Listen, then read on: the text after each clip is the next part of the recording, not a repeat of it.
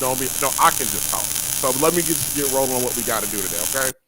All right. In the last few years, there's been quite um, a quiet growing movement in Black America with between Black men and women, having conversations about what we want from one another. The thing about these conversations is that it's starting to reveal, or has started to reveal, or has revealed, or bring into clear focus that there is a full-blown silent war going on between Black men and women. Well, scratch that. I don't think the war is so silent anymore. The more alarming thing about this is that the war really seems to be, the bulk of it seems to be between Generation X and Generation Y, Black men and women. Okay, um, I'm roughly talking about people born between like 1970-ish to about 1988. Gen X and Gen Y, we're old enough to remember fully intact families. We are old enough to remember either our parents or our grandparents being married for a lifetime. And a lot of us are just now starting to hear the how they made it and the things that they went through to make it. So we're the last generation that has really got to see that in full swing. And Generation X out and Generation Y, you got to give them a little bit of respect because we have gone through some of the most interesting periods of times in life. Generation X we were the first full generation of kids that grew up with no father in the home. We were also the generation that was victimized by the 1980s crack epidemic. We're the crack babies. Well, not me, but I'm just saying our generation are the crack babies.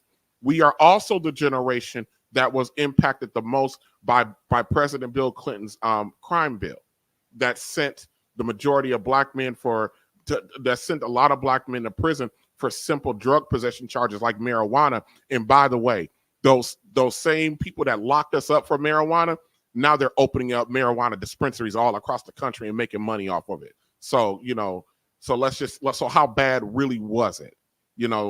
People selling marijuana and stuff like that.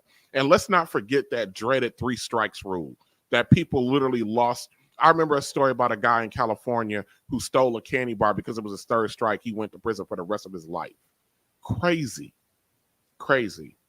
Now, Jake Naughton from the Pulitzer Center, the people who award the Pulitzer Prize in writing, he made an interesting statement about culture. He said, with cultural image, there's a huge danger of producing false impressions and false information, and it comes with bad analysis. So here's my question for that as it relates to us. Is that what happened or is happening with Black men and women today? Do we have an incorrect assessment of our own image amongst one another? Is this one of the driving forces behind the absolute inability for us to date, marry, and stay together for a lifetime? Is it just because we have already come to the conversation with bad information, bad programming, and bad assessments about one another? Well, today I have multiple Black women across several ages, across several spectrums of life, and we're going to spend some time talking with them about their impressions of Black men, what they want from Black men, and their overall experience from Black men.